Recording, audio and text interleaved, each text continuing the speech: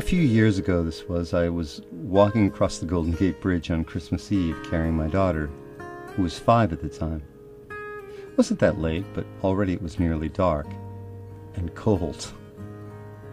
I told my daughter that we should go home because she was sick and needed to rest.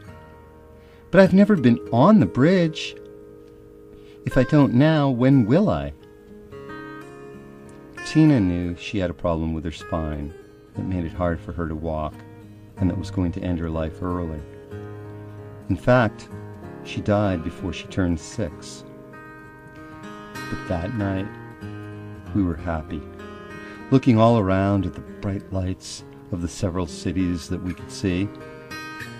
Tina was bundled up, as was I, all nice and toasty. Just our faces were cold. We even had muffins, chocolate ones, that we had bought at a store on Lombard Street. "Do you want your muffin now?" I asked Tina.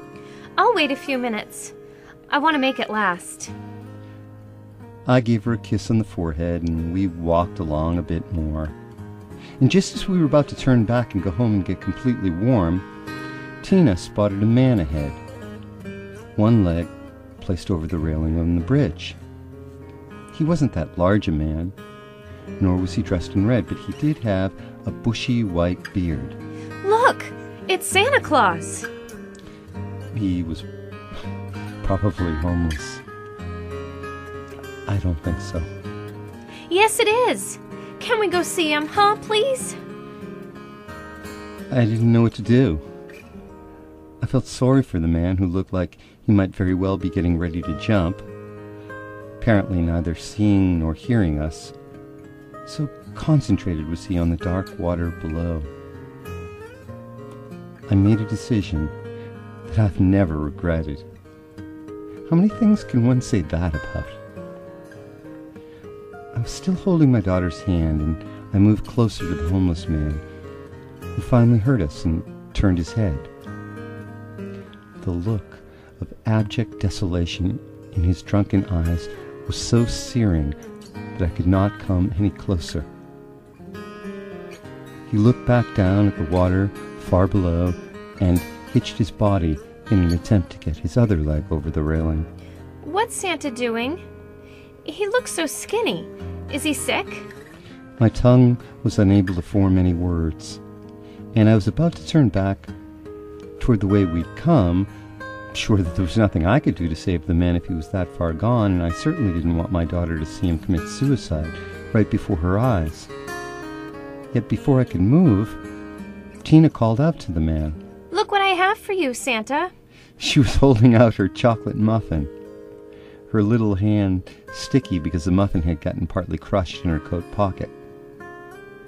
The homeless man looked back, wavering, his eyes bright in the gleaming lights from the cities all around us. He shook his head, no. "But you've got to keep your strength up. I don't have any cookies and milk right now, but you can have my muffin. My daddy says it'll make you fat." Again, she held it out. "Don't want to anymore." The homeless man mumbled and looked back toward the water. His body was poised. But you've got to deliver all the toys tonight, don't you? To all the boys and girls everywhere. Isn't that right? "No, little girl, I don't." Including me. The man's eyes flickered and then met mine. And he laughed. Okay. Okay, I guess I do.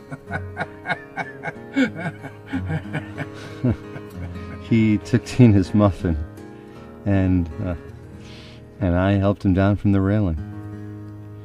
He went his way carrying the chocolate muffin, and I took my sweet daughter home for that final Christmas.